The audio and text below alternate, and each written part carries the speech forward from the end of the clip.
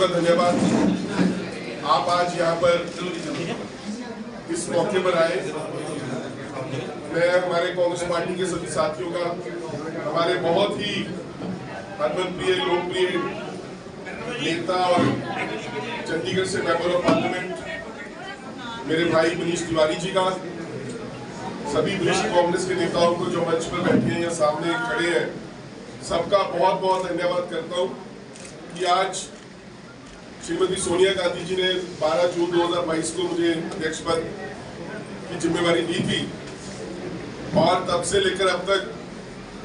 मेरी कोशिश रही है कि पार्टी के संगठन को मजबूत किया जाए, पार्टी को मजबूत बनाया जाए और उस परमपिता परमात्मा की बड़ी अनुकंपा रही है कि हम पिछले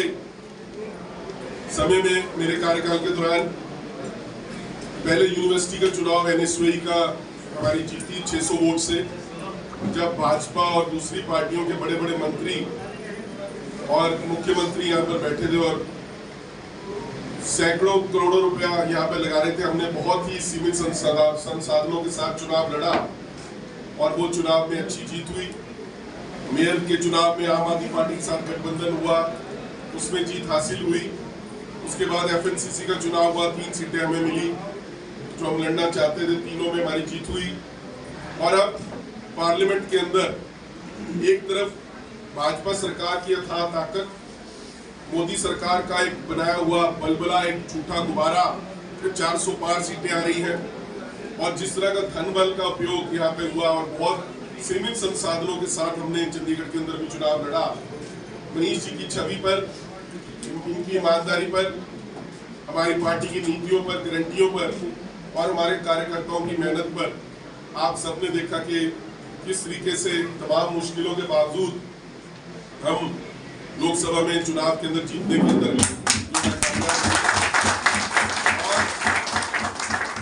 मनीष जी ने चुनाव के बाद 2 दिन बाद ही मुझे टेलीफोन आता है और मुझे मनीष जी ने कहा कि पार्टनर मिलना है। मनीष जी ये शब्द इस्तेमाल करते हैं, ब्रदर या पार्टनर। और जब मेरे पास 11 बजे का समय दिया, एक तो समय के बहुत पाबंद है, अगर आपको ये 9 बजे का समय देंगे तो 8:59 पर आपके दरवाजे पर होंगे। आप भी कई बार सोचते हैं इंडियन स्ट्रेचेबल टाइम IST जैसे होता है कि भाई यार आधा घंटा आगे कर लो, ये पूरे समय पे आपके पहुंच जाते हैं। 11 बजे ये मेरे साथ थे और इन्होंने कहा अपना फोन बंद कर लो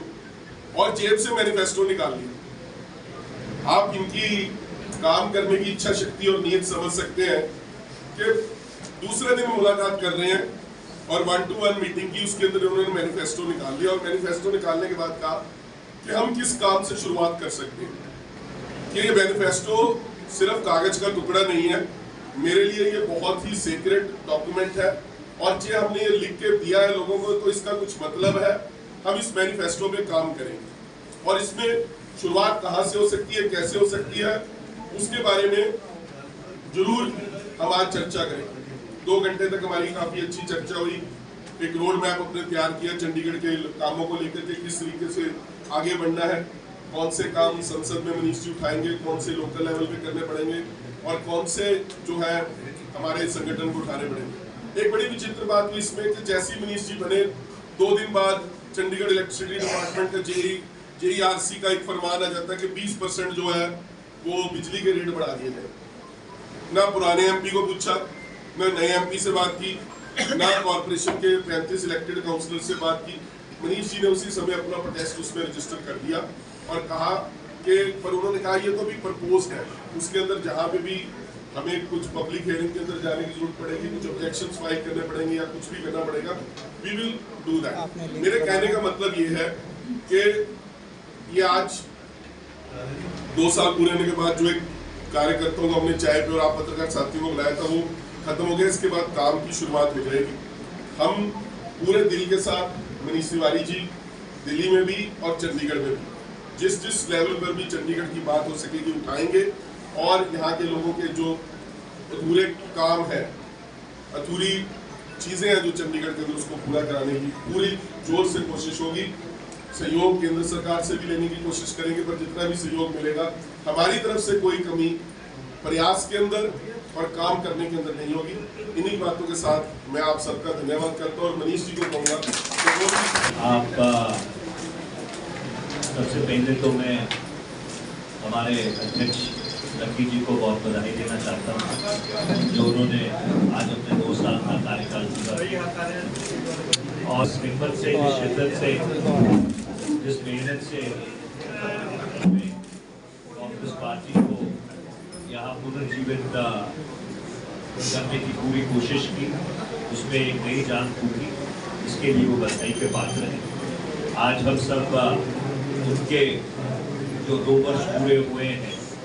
उसकी यहाँ पे खुशी जाहिर करने आए हैं। मैं एक बार फिर से